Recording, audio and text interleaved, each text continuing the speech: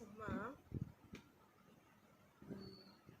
தனக்கு ஒன்று தேவைன்னா அப்படியே வலிஞ்சு வலிஞ்சு வலிஞ்சு வலிஞ்சு பேசுவாங்க.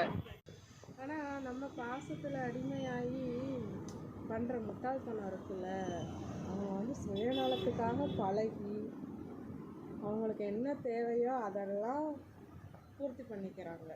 ஆனால் நம்ம இதுதான் பாசம் அப்படின்ட்டு நம்ம அப்படி இருந்தோம். கண்டிப்பாக யாருமே அப்படி இருக்காதீங்க. அவங்கவுங்க சுயநலத்துக்கு தான் வாழணும் போல்.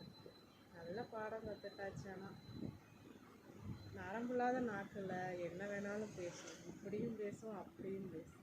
அப்படிதானே?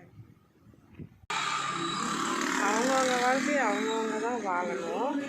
அதாவது அவங்க அது சொல்லுவாங்க இது சொல்லுவாங்கன்ட்டு யாருமே வேஸ்ட் பண்ணிடாது. இருக்கிறது ஒரு வாழ்க்கை, உங்கள் இஷ்டத்துக்கு வாழணும். என்ன தோணுதோ அதை செய்யணும். நமக்கு தெரியும்ல இதான் கரெக்டாக இருக்கும்ன்ட்டு. யோசிக்க வேண்டிய காலத்தில் யோசிக்கலை. கண்ணு கெட்டப்புறம் சூரிய நமஸ்காரங்கிற மாதிரி உன்னை இழந்தப்புறம் தான் எல்லாமே தெரியும். அதாவது அதை இழந்தால் தான் இவங்களோட சுயரூபமெல்லாம் தெரியும்னு நினச்சிருக்கும் போல் கடவுள். நல்லா தெரிஞ்சுட்டாச்சு. அதனால் அவங்கவுங்களுக்கு அவங்கவுங்க வாழணும். நேரத்துக்கு தகுந்த மாதிரி பேசவே கூடாது. எப்போவுமே ஒன்று ஸ்டார்டிங்கில் சொன்னால் அதோடு இருக்கணும். ஆனால் அது இந்த மனசு ஜென்மங்க எல்லாரையும் நான் குறை சொல்லலை, எனக்கு உள்ளவங்களும் சொல்கிறேன்.